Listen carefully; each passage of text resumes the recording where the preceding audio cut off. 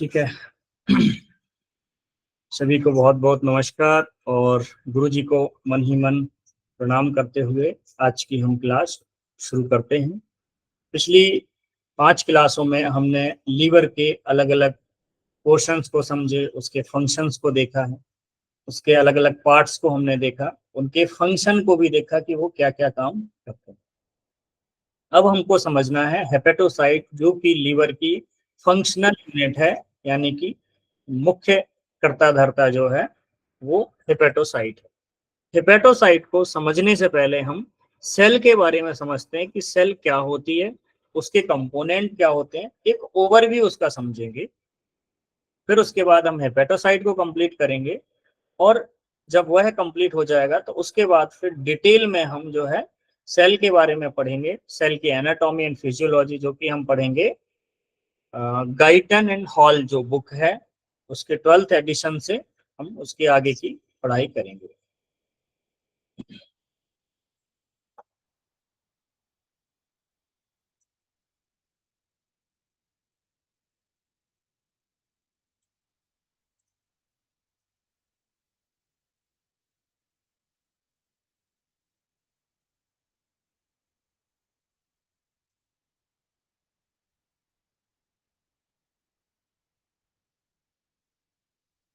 तो आपके सामने एक पिक्चर दिख रही है, उस पिक्चर में ये एक सेल है। तो हमारा जो शरीर है ये शरीर की सबसे छोटी इकाई है। जैसे कि कोई मकान बनाते हैं तो उसमें छोटी छोटी ईंटें लगती हैं और फिर बहुत सारी ईंटों से मिलकर दीवार बनती है और कई सारी दीवार मिलके जो है एक मकान का निर्माण करती है। इसी तरह से जो हमारी सेल है, बहुत सारी सेल मिलके टिश्यू बनाती हैं, टिश्यू मिलके जो है कोई ऑर्गन का डेवलपमेंट करते हैं और बहुत सारे ऑर्गन मिलके एक सिस्टम तैयार करते हैं, जैसे कि डाइजेस्टिव सिस्टम है, सर्कुलेटरी सिस्टम है, इस तरीके के अलग अलग सिस्टम बनते हैं और बहुत सारे बॉडी सिस्टम से मिलके हमारी ह्यूमन बॉडी की रचना होती है। तो अभी हम जो पढ़ने जा रहे हैं वो है सेल, यानी कि हम सबसे डीप यूनिट के बारे में पढ़ेंगे और उस डीप यूनिट में क्या क्या कंपोनेंट होते हैं थोड़ा सा हम उनके बारे में समझने का प्रयास करेंगे। तो पिक्चर में आप देखते जाएंगे अलग अलग ऑर्गेनल्स के नाम है, फिर उनके बारे में, उनके फंक्शंस क्या हैं वो देखेंगे, फिर हम आगे जो है बढ़ेंगे इसमें।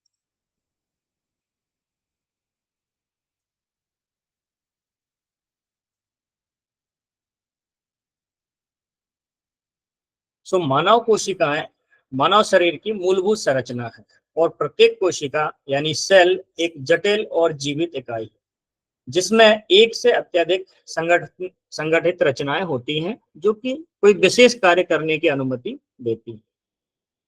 सो इनके मानव कोशिकाओं के प्रकार, वैसे तो सेल अलग अलग तरह की होती हैं, जैसे कि प्लांट में भी होती है। यहाँ पर हम जो है ह्यूमन बॉडी के बारे में पढ़ रहे हैं तो इसलिए हम यहाँ पर उनकी बात करेंगे। तो टाइप्स ऑफ ह्यूमन सेल्स, तो इसमें दो तरह की सेल्स आती हैं, एक होती है सोमेटिक सेल्स, दूसरी होती है जर्म सेल। ठीक। तो सोमेटिक सेल्स कौन सी होती हैं? ये सेल उस तरह की सेल हैं जो कि अधिकांश टिश्यू और ऑर्गन का निर्माण करती हैं, जैसे कि स्किन सेल्स हैं, मस्कुलर सेल्स हैं और नर्वस सेल्स जो है, नर्व कोशिकाएं जो है वो कहलाती हैं सोमेटिक, यानी कि दैहिक कोशिकाएं, जिनसे हमारी इस देह की रचना होती है, शरीर की रचना होती है। तो ये हो गई सोमेटिक सेल एक टाइप। दूसरा टाइप जो है वो है जर्म सेल। तो ये जो जर्म सेल होती हैं ये प्रजनन में शामिल होती हैं। इनमें पुरुषों में शुक्राणु यानी स्पर्म सेल और महिलाओं में एग, अंडा जिसे कहा जाता है, एग सेल शामिल होती है। तो ये जर्म सेल होती हैं जो कि प्रजनन में, बच्चे पैदा करने में शामिल होती हैं। तो ये दो टाइप की ह्यूमन सेल्स हैं इसमें। फिर इसके अंदर जो है फिर उनके और सब टाइप्स आ जाते हैं। सेल स्ट्रक्चर, सो मानव कोशिकाओं में कई प्रमुख संरचनाएं होती हैं। तो यहाँ पर हम एक एक करके उनको देखते जाएंगे। पहला है सेल मेम्ब्रेन। कोशिका, इसको झिल्ली भी बोला जाता है और सेल को हिंदी में कोशिका भी बोला जाता है। सो कोशिका झिल्ली या प्लाज्मा झिल्ली भी बोलते हैं।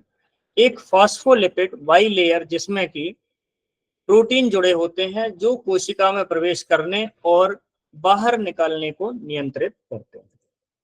यहां पर आप पिक्चर में देखेंगे, जहां मेरा कर्सर है, ये जो लेयर दिख रही है, जहां मेरा कर्सर है, ये है सेल मेम्ब्रेन। ठीक, ये जो सेल मेम्ब्रेन है, कोई भी चीज सेल के अंदर या बाहर जो है इसी के माध्यम से जाती है।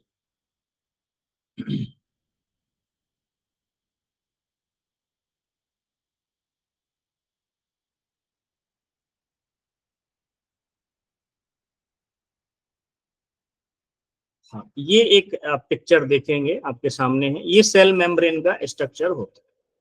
तो सेल मेम्ब्रेन में अलग अलग चीजों के लिए अलग अलग रिसेप्टर्स होते हैं।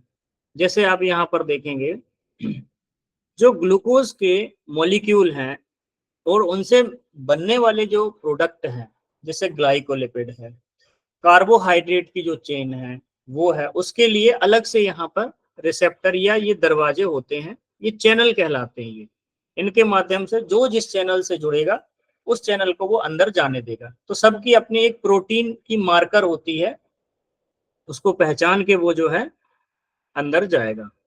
तो यहाँ पर ग्लाइकोलिपिड का है, कार्बोहाइड्रेट चेन है, ग्लोबुलर प्रोटीन है, ये ग्लाइकोप्रोटीन है, और ये जो बनी हुई है सेल मेम्ब्रेन, ये बनी रहती है फॉस्फोलिपिड बाइलेयर, उसकी ये बनी रहती है। और ये जो चैनल है या ये दरवाजे आप इनको कह सकते हैं, तो ये जो है यहाँ पर सेल मेम्ब्रेन में, यानी कि पूरे सेल के उसमें बने रहते हैं। तो सेल मेम्ब्रेन्स में ये अनुमति देती है किस चीज को अंदर आना है, किस चीज को अंदर से बाहर करना है। यहाँ पर आप कोलेस्ट्रॉल को देख सकते हैं। तो फॉस्फोलिपिड बाइलेयर में एक, इसका जो आप ये यहाँ पर येलो कलर का देख रहे हैं, इसका एक स्ट्रैंड निकाल के आपको यहाँ दिखाया गया है फॉस्फोलिपिड का। तो उसमें एक होता है हाइड्रोफिलिक, एक होता है हाइड्रोफोबिक। हाइड्रोफोबिक ये कहलाती है उसकी टेल, और ये कहलाता है हेड। हेड जो है पानी को आकर्षित करता है, वहां पर जो है लुब्रिकेशन बना के रखता है, और जो टेल होती है ये हाइड्रोफोबिक होती है। तो ये अंदर से जो है वाटर के मॉलिक्यूल को दूर करके रखती है, जिससे कि ये यहाँ पर ज्यादा वाटर एब्जॉर्ब ना हो यहाँ पर, क्योंकि जो मेम्ब्रेन के नीचे जो है, क्योंकि वाटर रहता है, जिसको साइटोसोल भी बोला जाता है या साइटोप्लाज्म भी बोलते हैं। तो एक तरह की ये परमेबल होती है, पारदर्शी होती है, और उसमें से अलग अलग चीजों का ट्रांसपोर्टेशन होता रहता है। सेकेंड स्ट्रक्चर में थोड़ा सा इसमें आप देख सकते हैं, ग्लाइकोप्रोटीन है।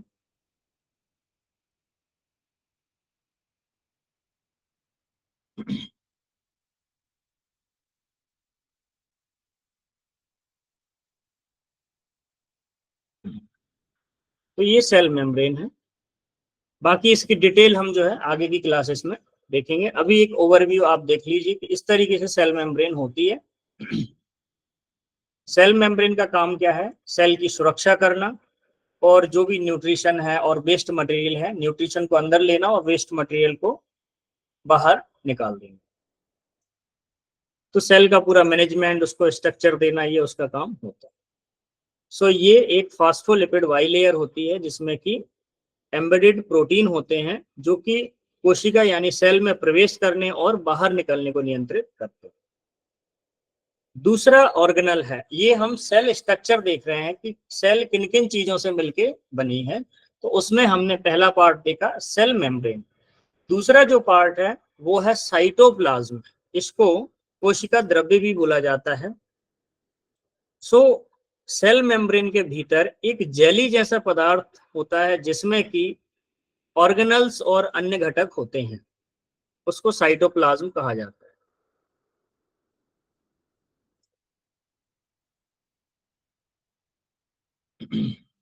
ये देखिए, ये सेल के अंदर जो भी ये पूरा लिक्विड भरा हुआ है व्हाइट कलर का, इसको जो है साइटोप्लाज्म बोला जाता है।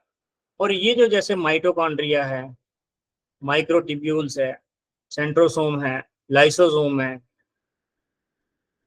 पराक्सीसोम है, वेसिकल्स हैं, ये सब जो है सेल के ऑर्गेनल हैं, ये उसके अंग हैं। इनको कोशिकांग भी बोला जाता है या सेल ऑर्गेनल भी बोला जाता है।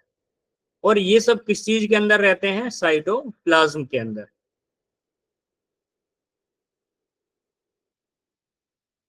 तो साइटोप्लाज्म क्या है? सेल मेम्ब्रेन के अंदर मौजूद लिक्विड, जिसमें कि सेल के बहुत सारे जो है ऑर्गेनल्स या उसके अंग, कोशिकांग जो बोला जाता है, वो मौजूद रहते हैं।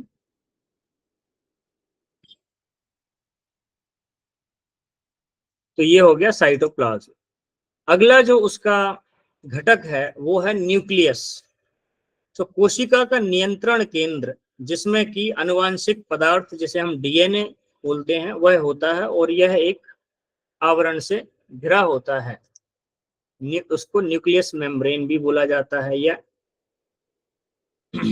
आप यहाँ पर देखें सेल में, ये ब्लूइश कलर में जो दिख रहा है, ये हो गया न्यूक्लियस। और न्यूक्लियस के अंदर होता है न्यूक्लियोलस। ये इसके अंदर होते हैं डीएनए वगैरह जो भी सेल के रहते हैं, डीएनए इसी में मौजूद रहते हैं। और डीएनए के अंदर क्या होते हैं? जीन्स होते हैं। और ये क्रोमेटिन फाइबर होते हैं, जिनसे मिलके जो है आगे जेनेटिक मटेरियल तैयार किया जाता है। तो ये न्यूक्लियस हो गया। न्यूक्लियस, ये जो यहाँ पर है, ये न्यूक्लियस मेम्ब्रेन हो गई। और ये न्यूक्लियोलस, और ये क्रोमेटिन के जो है एक तरह के धागे या जाले के जैसे ये होते हैं, जिनमें कि जेनेटिक मटेरियल होता है। बाकी इनकी भी अपनी बड़ी प्रोसेस है, वो हम आगे देखेंगे। तो ये हो गया हर, ये जो है सेल के अंदर, ह्यूमन सेल के अंदर, इसमें न्यूक्लियस और न्यूक्लियोलस। तो इसके अंदर जो है जेनेटिक मटेरियल होता है। अगला है माइटोकॉन्ड्रिया। माइटोकॉन्ड्रिया यहाँ पर आप पिक्चर में देख सकते हैं। ये जो है यहाँ पर, ये माइटोकॉन्ड्रिया है, ये सेल का पावर हाउस है। जो भी ऑक्सीडेशन, जो भी आप ग्लूकोज खाते हैं या प्रोटीन, जो भी चीज जलाने का जो काम है या उसको प्रोसेस करने का काम है, वो माइटोकॉन्ड्रिया के अंदर होता है। और उससे फिर क्या है, एनर्जी निकलती, जो सेल के काम के लिए जरूरी होती है। ठीक, तो ऐसे एक एक सेल के साथ मिलकर शरीर में बहुत सारी सेल होती है, और उनके अंदर जो है माइटोकॉन्ड्रिया पाए जाते हैं, जो कि यहाँ पर ऑक्सीडेशन का काम करते हैं।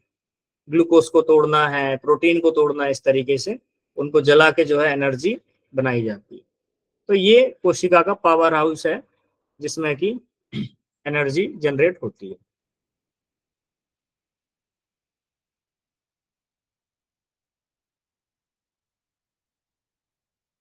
अगला ऑर्गेनल है, और सेल की जो एनर्जी होती है उसको एटीपी बोला जाता है, एडिनोसिन ट्राइफॉस्फेट।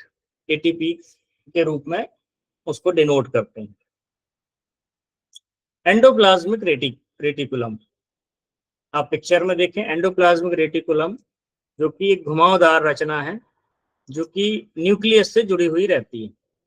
आप इसमें देखेंगे पिक्चर में, एंडोप्लाज्मिक रेटिकुलम ये दो तरह से होता है, एक होता है स्मूथ, एक होता है रफ। तो ये जो है रफ, आप जहां मेरा कर्सर है उसको ध्यान से देखें, ये न्यूक्लियस मेम्ब्रेन से जुड़ा हुआ है। तो ये है रफ एंडोप्लाज्मिक रेटिकुलम, और ये है स्मूथ। ये रफ क्यों है? क्योंकि इसके ऊपर जो है राइबोसोम जो है चिपके हुए रहते हैं। तो ये जो राइबोसोम होने के कारण जो है ये रफ होता है, और ये जो है स्मूथ, इसमें राइबोसोम नहीं चिपके होते हैं, इसलिए स्मूथ एंडोप्लाज्मिक रेटिकुलम, या इसको ER भी बोला जाता है, SER, स्मूथ एंडोप्लाज्मिक रेटिकुलम। और जो रफ है, ये है रफ ER। तो रफ एंडोप्लाज्मिक रेटिकुलम, ये खुरदरा। तो यहाँ पर ये राइबोसोम की अवेलेबिलिटी होने के कारण ये खुरदरा होता है। इसका अपना फंक्शन है। क्या है फंक्शन इसका? तो ये प्रोटीन और लिपिड सिंथेसिस में शामिल एक अंग है, ये है ना, सेल का एक अंग है जो कि प्रोटीन और लिपिड सिंथेसिस में अपना रोल प्ले करता है। फिर है गोल्गी एपरेटस। यहाँ पर आप देखें पिक्चर में, गोल्गी एपरेटस दिखेगा।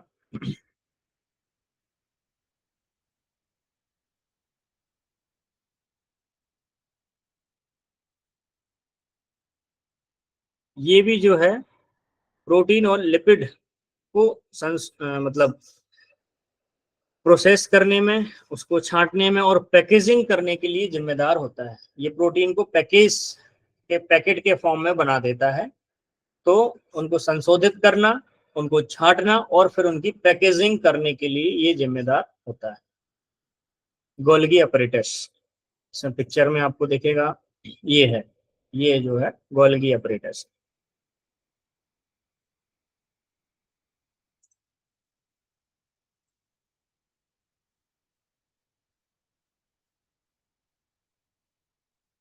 नेक्स्ट है राइबोसोम। तो राइबोसोम जो आप ईआर एंडोप्लाज्मिक रेटिकुलम के ऊपर जो खुरदुरे मॉलिक्यूल्स के रूप में दिख रहे हैं वो राइबोसोम होते हैं। ये क्या करते हैं, ये बहुत छोटी रचनाएं होती है जहां पर प्रोटीन को सिंथेसिस किया जाता है और उन्हें जो है साइटोसोल जो कि कोशिका का द्रव्य है उसमें जो है तैरते हुए या खुरदरे ईआर से जुड़े हुए ये पाया जाता है। तो ये भी प्रोटीन सिंथेसिस का काम करता है।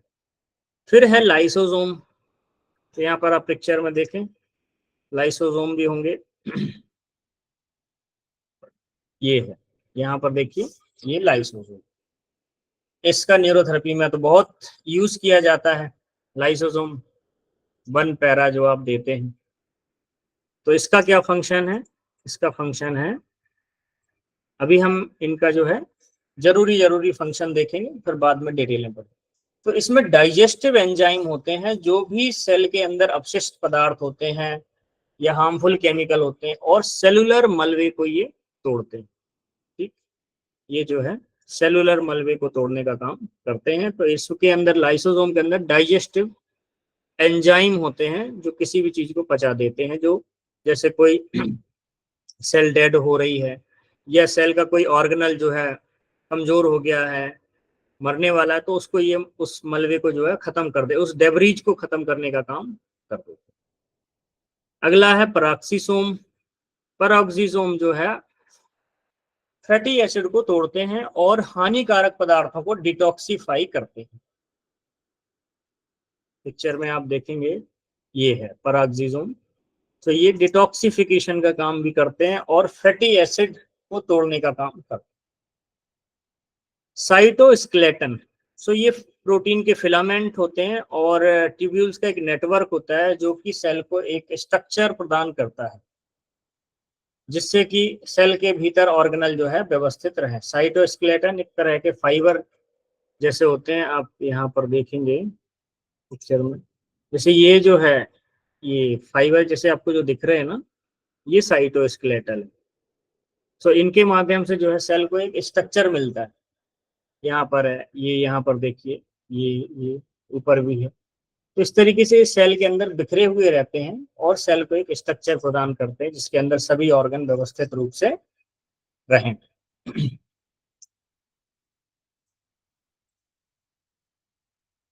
ये तो हो गए सेल के अंदर के ऑर्गेनल। इन चीजों को याद रखना है क्योंकि ये बार बार इनका यूज होने वाला है। तो क्या क्या थे,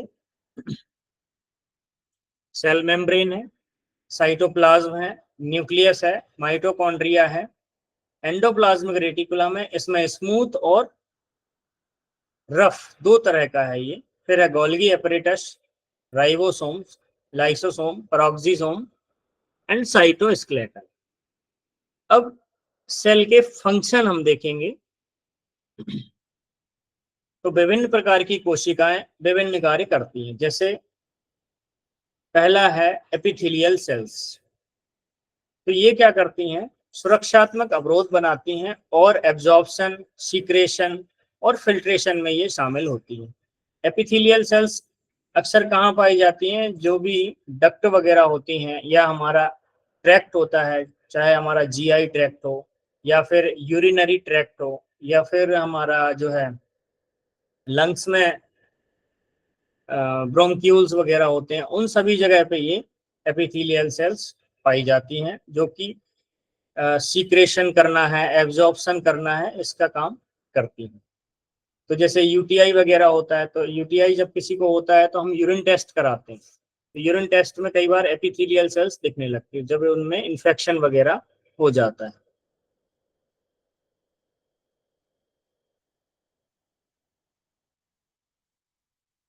सो पहले ही थी एपिथेलियल सेल्स, दूसरी है मसल सेल्स, ये आपको पता ही है। तो ये कॉन्ट्रैक्शन करना, डायलेशन करना और गति के लिए जिम्मेदार है। सो ये जो है मसल सेल जो है हमारे स्केलेटल सिस्टम है, हार्ट है, और इसमें जो है स्मूथ मसल सेल्स शामिल होती। फिर आ जाती nerve cell. So nerve cell में जो है ये पूरे शरीर में नर्व इंपल्स को संचारित करने में हेल्प करती है। फिर है ब्लड सेल्स। तो ब्लड सेल्स में है आरबीसी, डब्ल्यूबीसी और प्लेटलेट्स। तो आरबीसी क्या करती हैं, ऑक्सीजन को ले जाने का काम करती हैं। डब्ल्यूबीसी क्या करती हैं, ये प्रतिरक्षा यानी कि रोगों से लड़ने की क्षमता विकसित करती हैं। और प्लेटलेट जो है रक्त का थक्का जमने में सहायक होते हैं। तो ये थे सेल के फंक्शन। अभी सेल डिवीजन क्या होता है? सेल डिवीजन यानी कि सेल का एक से दो बनना, इसको कहते हैं सेल डिवीजन। फिर दो से चार, चार से आठ, इस तरीके से सेल जो है डिवाइड होती है। सो मानव कोशिकाएं माइटोसिस और मियोसिस नामक प्रक्रियाओं के माध्यम से विभाजित होती है। माइटोसिस क्या है? एक ही मूल कोशिका से दो समान संतति कोशिकाएं उत्पन्न होती हैं, जिनका उपयोग वृद्धि, मरम्मत और अलैंगिक प्रजनन के लिए किया जाता है। माइटोसिस यानी एक से दो समान जो है कोशिकाओं का निर्माण करना। मियोसिस क्या है?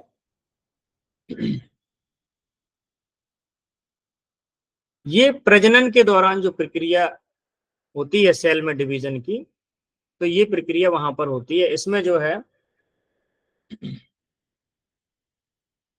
गुणसूत्र, जिसको डीएनए बोला जाता है,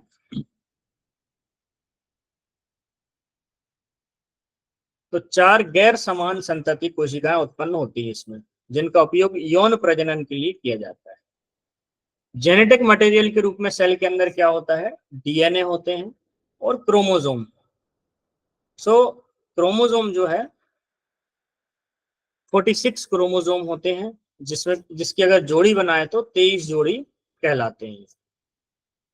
ठीक, डीएनए जो है ये न्यूक्लियस में होता है, जो कि डीएनए में प्रोटीन सिंथेसिस और अन्य कोशिका के कार्यों के लिए निर्देश देते हैं। डीएनए, क्रोमोसोम, क्रोमोसोम जो है डीएनए और प्रोटीन से बनी रचनाएं हैं, और मनुष्यों में आमतौर पर 46 क्रोमोसोम या 23 जोड़ी बोल सकते हैं क्रोमोसोम होते हैं। ये होगी जेनेटिक मटेरियल। तो जेनेटिक मटेरियल के तौर पर डीएनए का और क्रोमोसोम। Cell communication. तो सेल के अंदर भी ऑर्गेनल एक दूसरे से बात करने के लिए केमिकल सिग्नल का यूज करते हैं, जो कि हार्मोन और न्यूरोट्रांसमीटर जो अन्य कोशिकाओं पर रिसेप्टर से जुड़े होते हैं। तो केमिकल सिग्नल के माध्यम से कम्युनिकेशन होता है, सेल कम्युनिकेशन। दूसरा है गैप जंक्शन। ये कोशिकाओं के बीच सीधे चैनल या छोटे मॉलिक्यूल और आयंस जैसे सोडियम, पोटेशियम, क्लोराइड, उनके ट्रांसपोर्टेशन की ये अनुमति देते हैं गैप जंक्शंस। फिर सेल मेटाबॉलिज्म। तो सेल में होमियोस्टेसिस को बनाए रखने के लिए मेटाबॉलिज्म प्रोसेस होती है। तो इसमें दो प्रोसेस होती है, एक होती है कैटाबॉलिज्म, दूसरी होती है एनाबॉलिज्म।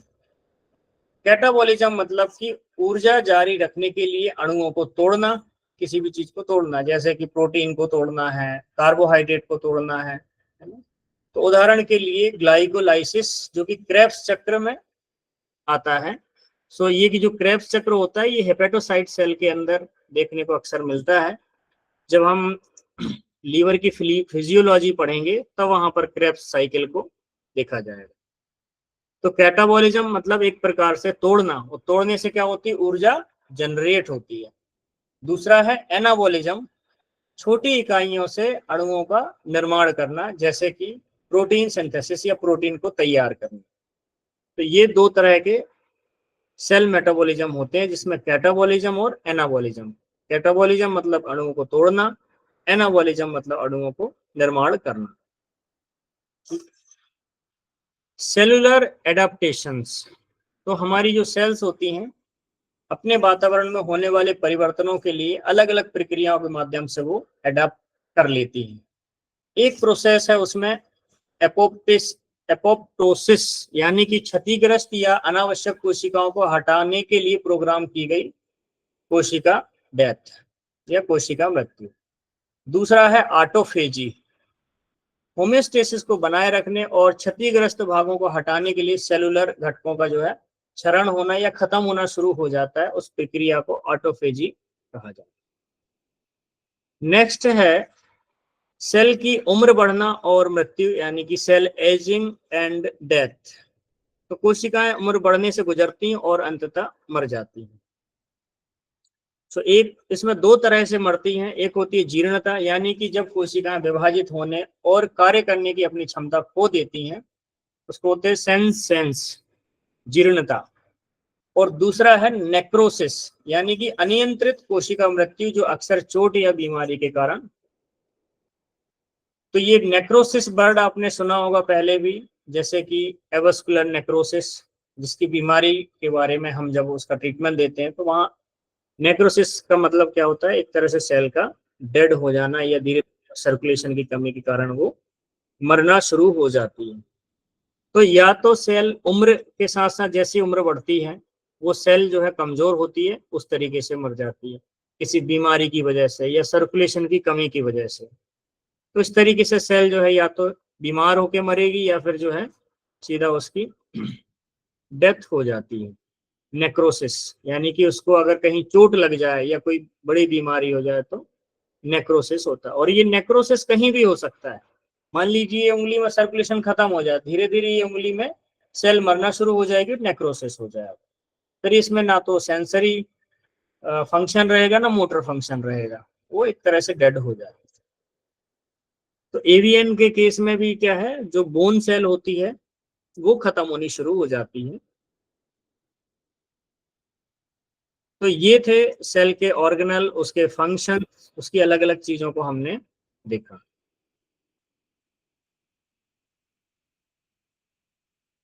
एक ओवरव्यू ये हमने देखा ताकि हमको आगे का जो जब हम हेपेटोसाइट पढ़ेंगे तो वो हमको थोड़ा सा समझ में आ जाए।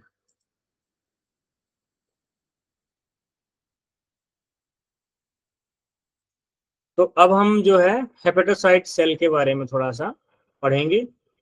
ये है हेपेटोसाइट सेल का स्ट्रक्चर। जो लीवर की जो यूनिट है वो ये,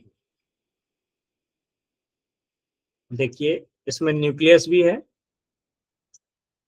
लाइसोसोम है, गोल्गी अपरेटस है, माइटोकॉन्ड्रिया है, पराक्सीसोम है, boiler biliary canaliculi, granular reticulum,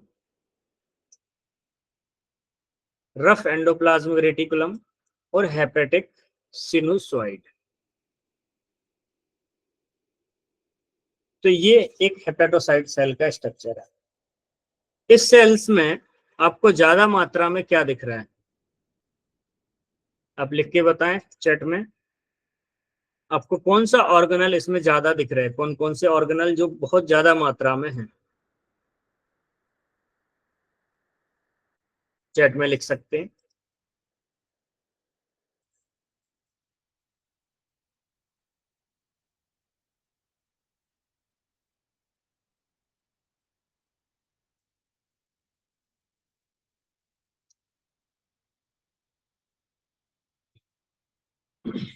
दूसरा एक क्वेश्चन है, पोर्टल ट्राइड किसे कहते हैं, जो हमने लास्ट क्लास में पढ़ा था। पोर्टल ट्राइड किसे कहा जाता है?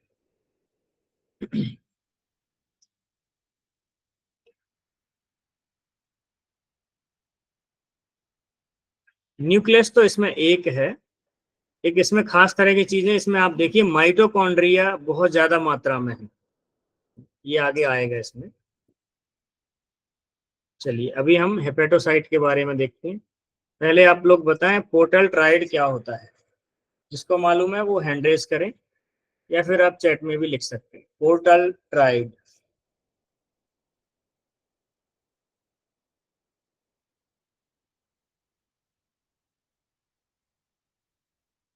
जिन्होंने लीवर की क्लास अटेंड की थी उनको मालूम होगा, portal triad, sinusoids, Kupffer sales.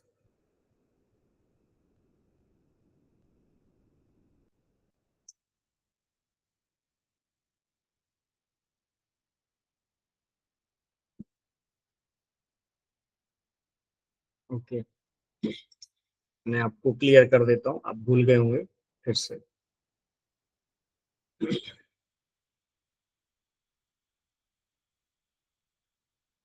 Portal tried ये कहलाता है जिसमें कि एक होती है हेपेटिक आर्टरी, पोर्टल वेन और ये बाइल डक्ट जो कि हेपेटोसाइट सेल से जुड़ी होती है।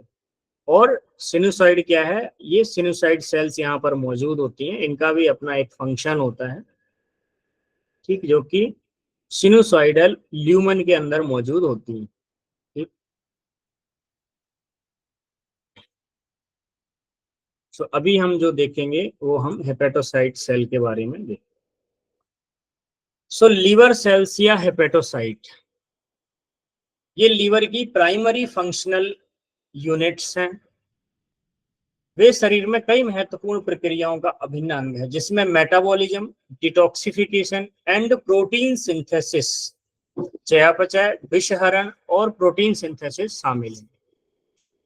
सो इनका स्ट्रक्चर एंड एनाटॉमी क्या है? तो पहले तो यह जो है हेपेटोसाइट आमतौर पर पॉलीगोनल है, यानी कि बहुकोणीय आकार की होती हैं। अब इनका आकार आप देख लीजिए।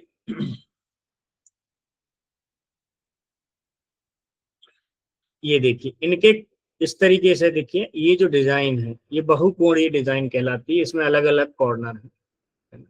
ये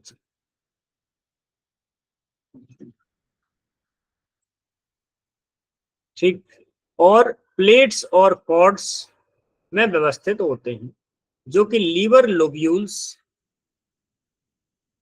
की सेंट्रल वेन से बाहर की ओर रेडिएट आउटवर्ड होते हैं। लीवर लोब्यूल जो है लीवर की बेसिक मूल कार्यात्मक इकाई है। तो लीवर लोब्यूल के अंदर ही क्या है, ये हेपेटोसाइट सेल मौजूद होती हैं।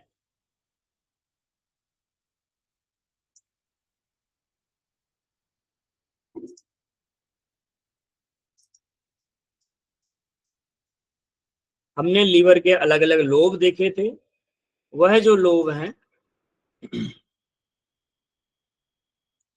उन लोब्स के अंदर लोब्यूल्स होते हैं। मैं आपको एक पिक्चर से दिखाता हूँ।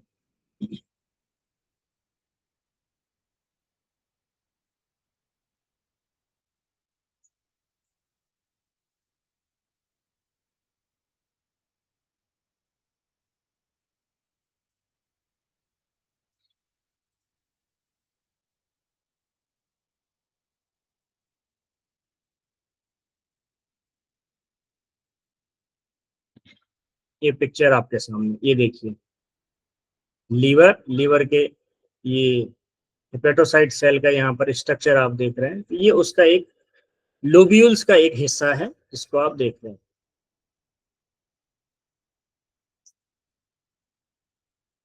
तो पहला था इसका स्ट्रक्चर एंड एनाटॉमी के रूप में इसका शेप एंड अरेंजमेंट। तो शेप कैसा है, षटकोणीय हो सकता है, पॉलीगोनल हो सकता है, और इसका अरेंजमेंट कैसा है, प्लेट और कॉर्ड के फॉर्म में। ठीक, प्लेट और कॉर्ड के फॉर्म में इसका अरेंजमेंट रहता है।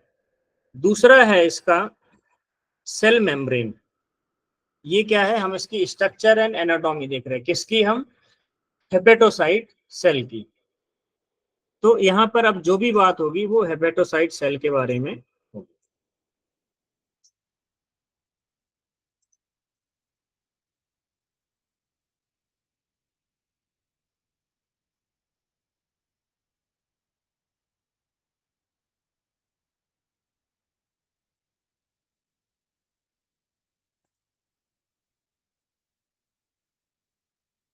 तो दूसरा है इसका जो पार्ट है वो है सेल मेम्ब्रेन।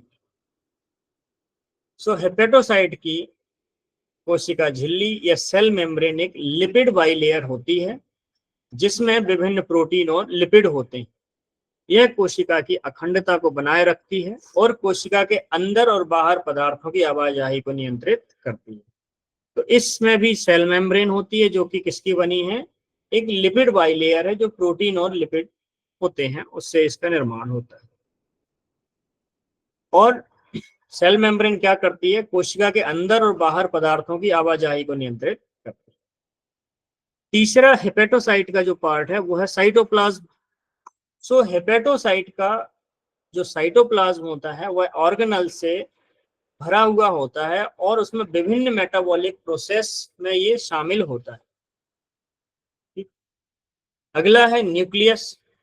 तो हेपेटोसाइट में आमतौर पर एक बड़ा केंद्र में स्थित न्यूक्लियस होता है जो एकल या कभी कभी बाई न्यूक्लिएट यानी कि दो न्यूक्लियस भी हो सकते हैं, हो सकता है। न्यूक्लियस में कोशिका की आनुवांशिक सामग्री होती है और यह जीन एक्सप्रेशन यानी जीन अभिव्यक्ति और कोशिका कार्य को नियंत्रित करता है।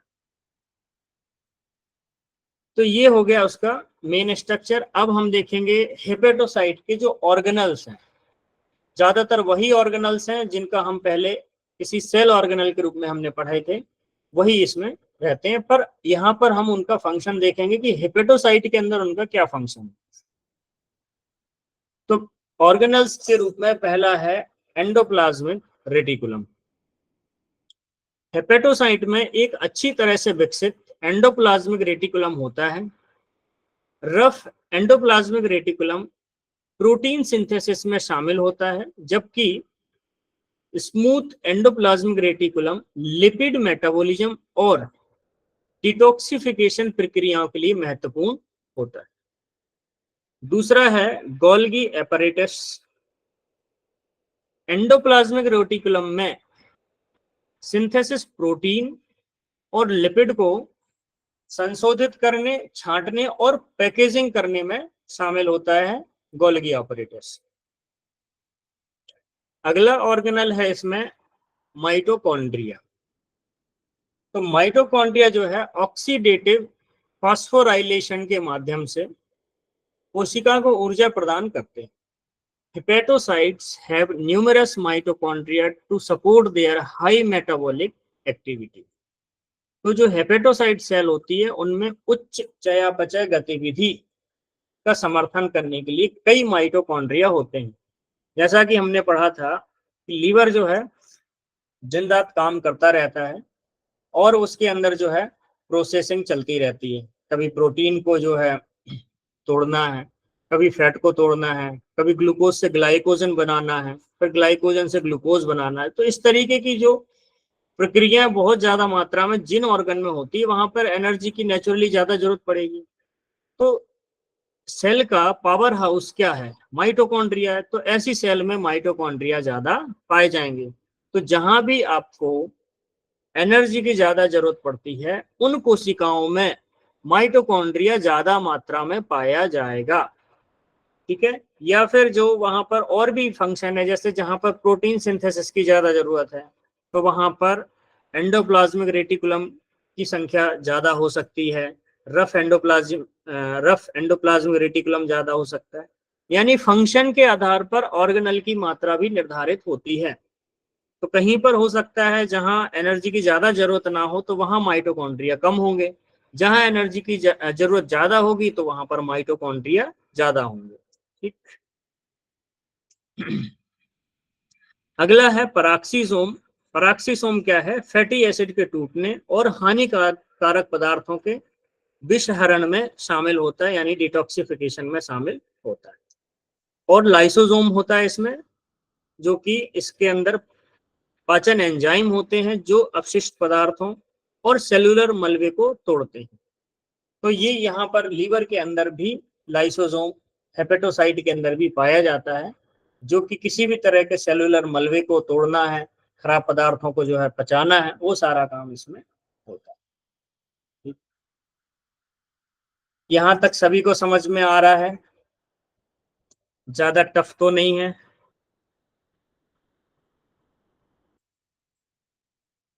अगर सभी को समझ में आ रहा है तो आप यस लिख दीजिए, फिर हम जो है आगे हेपेटोसाइट के फंक्शंस के बारे में पढ़ेंगे।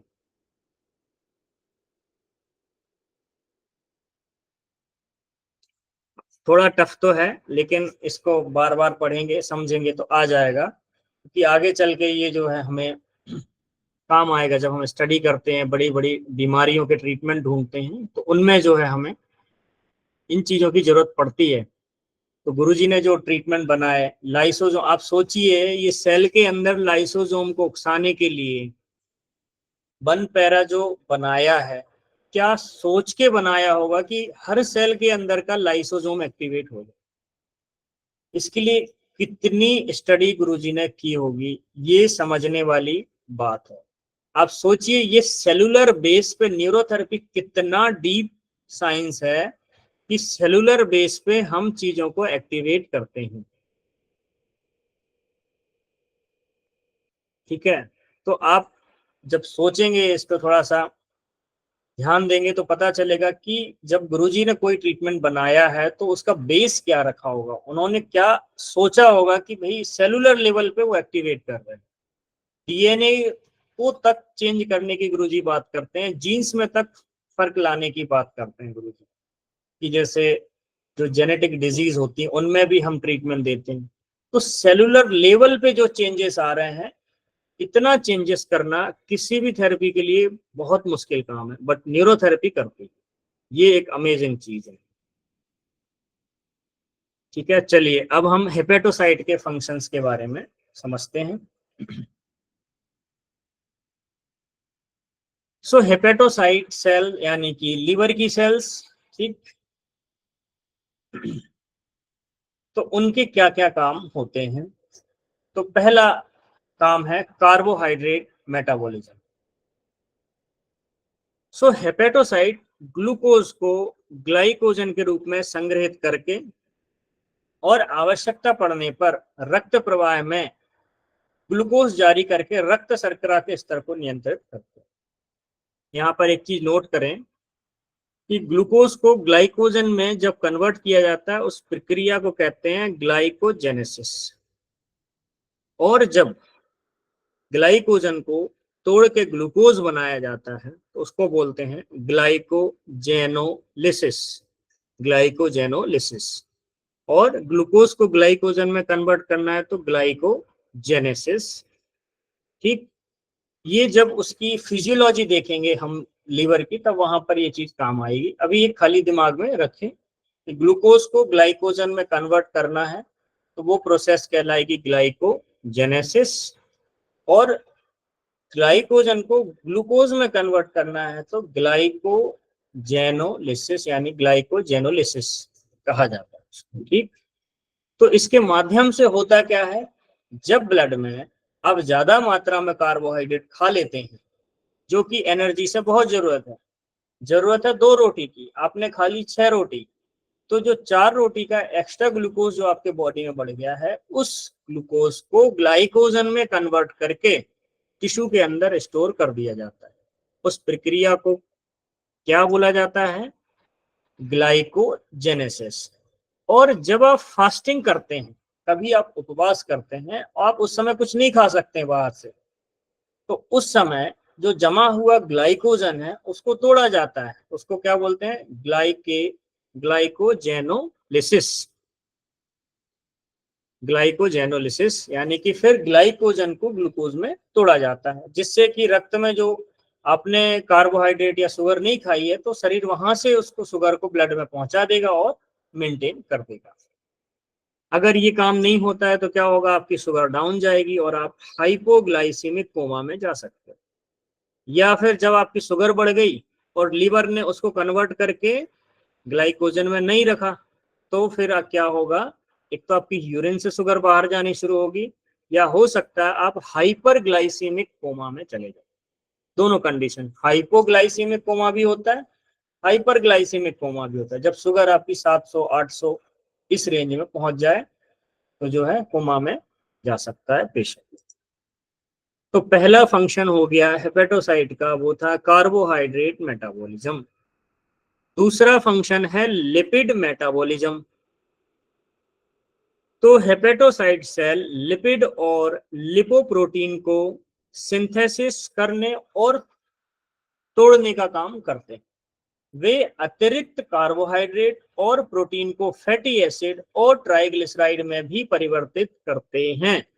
ये भी ध्यान दीजिए। अगर ये लाइन में फिर से रिपीट करता हूं, बहुत काम की है, लिपिड मेटाबॉलिज्म। तो हेपेटोसाइट सेल लिपिड और लिपोप्रोटीन, जिसमें कि लिपिड और प्रोटीन जुड़े हों, वो लिपोप्रोटीन, तो लिपिड और लिपोप्रोटीन को सिंथेसिस करने और तोड़ने का काम करते हैं।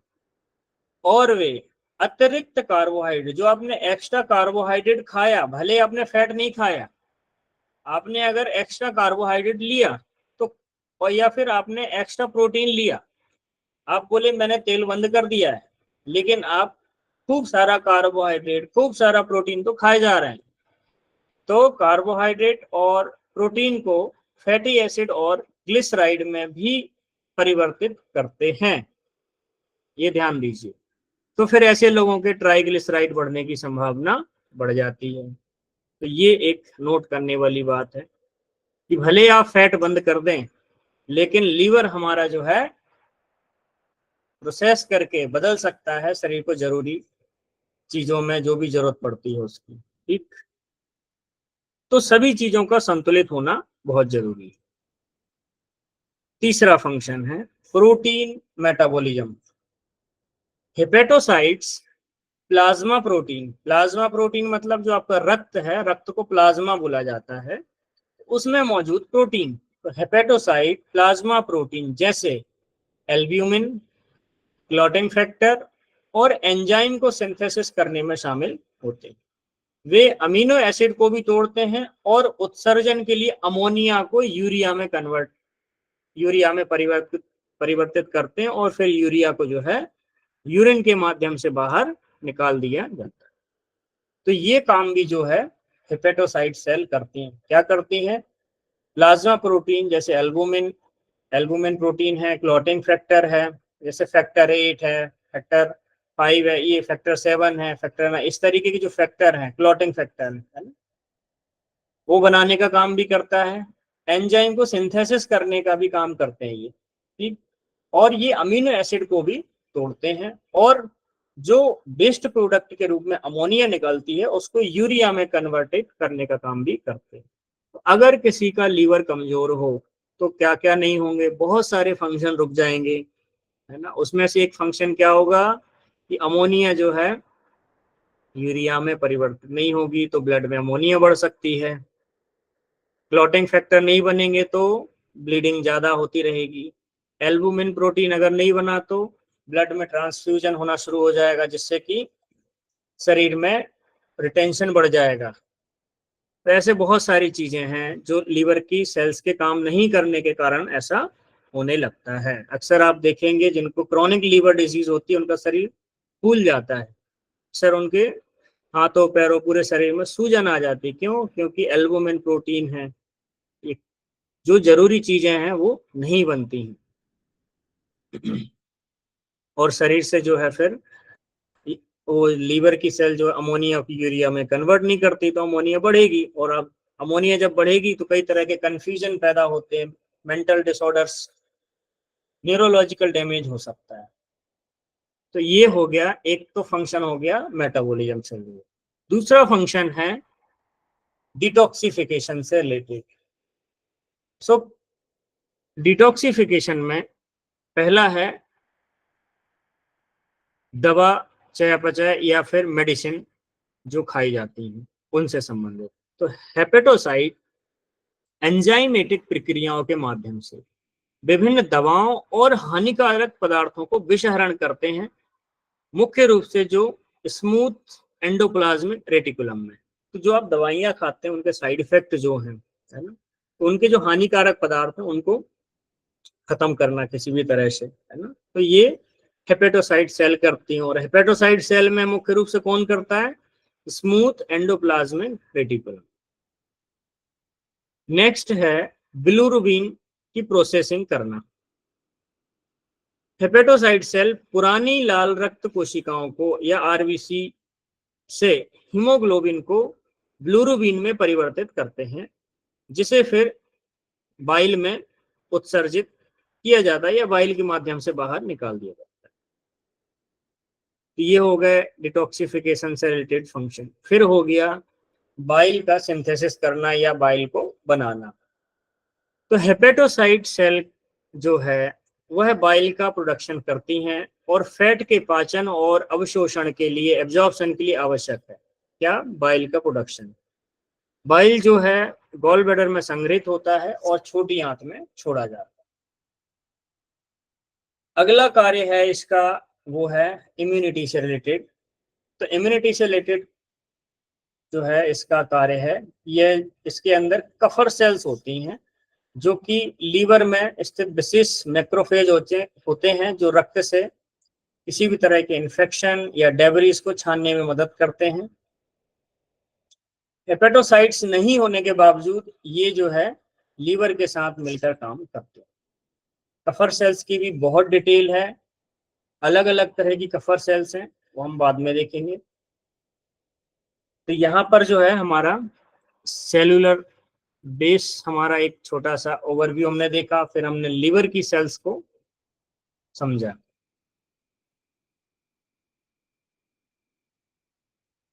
तो आज का चैप्टर हम आज यहीं पे एंड करेंगे, फिर हम जो है नेक्स्ट क्लास से जो है गाइटन बुक से सेल के बारे में पढ़ना शुरू करेंगे और डीपली एक एक ऑर्गन को जितनी उसमें डिटेल्स है उन सभी डिटेल्स को हम पढ़ेंगे।